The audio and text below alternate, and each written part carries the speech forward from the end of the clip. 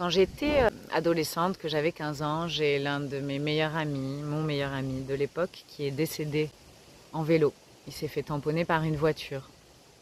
par un homme du coup qui avait bu de l'alcool et qui était dans un état modifié de conscience et qui n'a pas vu Thibaut qui était sur ce pont et qui l'a percuté. Et donc ce jeune homme de 15 ans qui était un être fabuleux,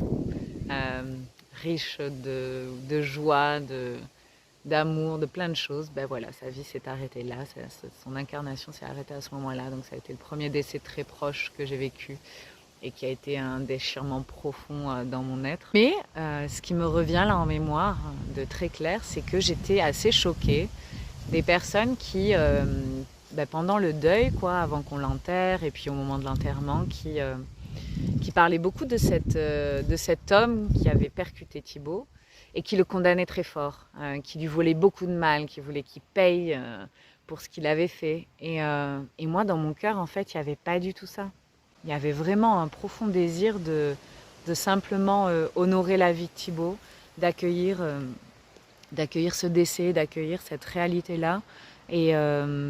sans condamner cet homme plus que ça, parce que je pense que la plus grosse peine pour cet homme, c'est de vivre tout le reste de sa vie avec le fait qu'il a tué un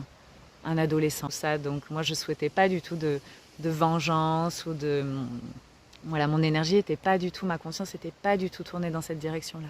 Et ça me fait aussi écho à quelque chose qui peut paraître un peu plus léger, qui est la relation entre les chats et les chiens, et entre les propriétaires de chats et les propriétaires de chiens.